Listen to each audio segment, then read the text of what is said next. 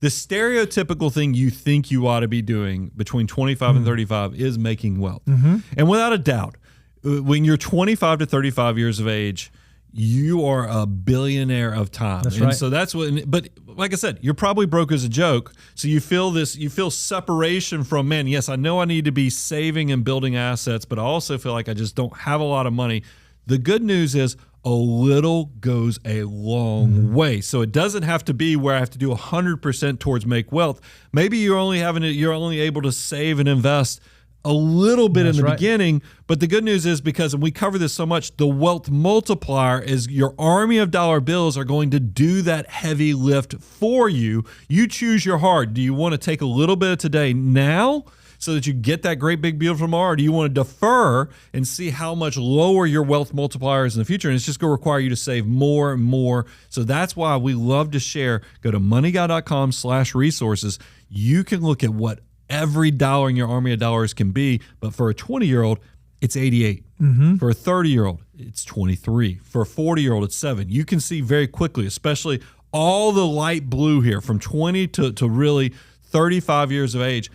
Great exponential growth by just taking a little bit today for that great big beautiful tomorrow. And the beautiful part is it only takes a very little bit. And there are some things that are naturally set up in this phase that will allow you to begin doing that. One of those is just not missing super easy opportunities like getting your employer match. Brian, we hold the thing up. It's the reason why it's step 2 of the financial order of operations. It's so valuable that when you're not getting the employer match, when you're not taking advantage of that, you are literally walking away from free money. So not only are you doing that, we also want you to continue to build your career trajectory. Am I doing the things necessary to move in the direction I want to move so that this job, this vocation, this thing that I've signed up for actually turns into a career, something I actually wake up in the morning fulfilled and happy to be doing on a daily basis? We had a Making a Millionaire episode recently where we had an engineer on the show who was talking about that he just had somebody at his work tell you, just do the 401k and do the match.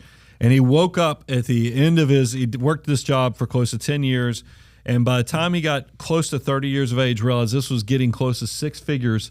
And it was just set it and forget it. And that's what I'm telling you, is that if you can focus on these behaviors early on, it's an easy strategy. And that's why it is step number 2. But we do want to make sure that, if you're watching this and you're saying, guys, how do I do it? How do I do it? It's okay if it's 1%. I mean, 2%, 3%. Increase that investment rate every time you get a pay raise.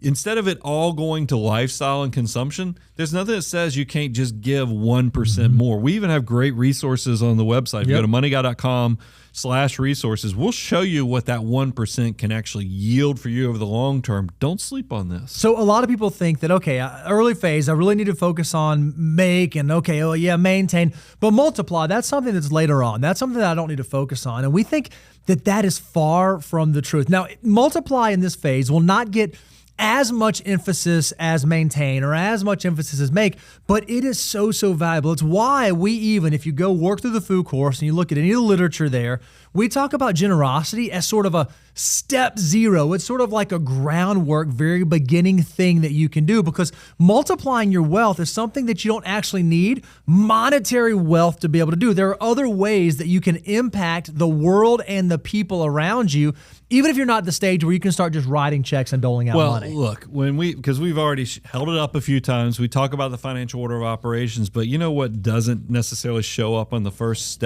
9 steps?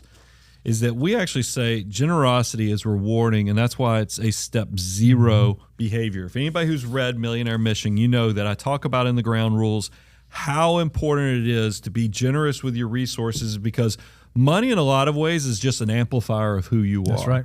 So if you can understand, if you're good and generous when you have a little, as you get blessed and things come your way and you have more and more resources, you will be great with a lot, but you do need to kind of do something that separates the tool versus who you are and the element of money. And we think being generous is a big part of this. So maybe you're someone early on in your career, you think, well, things are tight, money's tight. That's okay. There are ways that you can multiply. Maybe it's just giving $50 to your favorite charity. Maybe it's volunteering in your community or highlighting and being an advocate for causes causes you care about, or maybe it's just cleaning out your closet and donating to Goodwill, or maybe you even just set aside a line item in your budget that says, you know what? Once a month, I'm going to pay for the car behind me when I go through the drive-through line. I'm going to pay for someone else's coffee.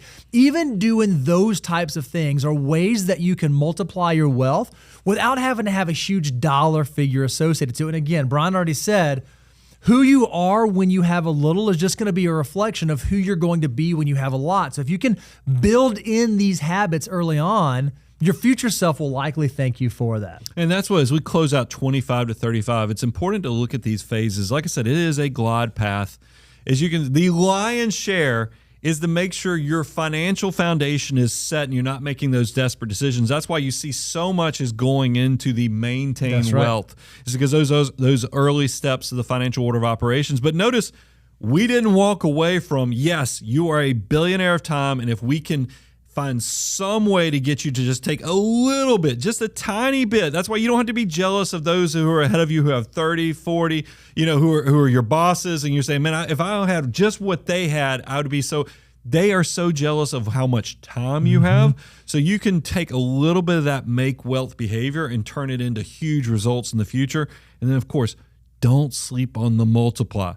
We know you don't have a lot of money, but that doesn't mean you can't volunteer. It doesn't mean you can't give something. So you're actually focusing on the fact that money doesn't control and define you on every component of your life.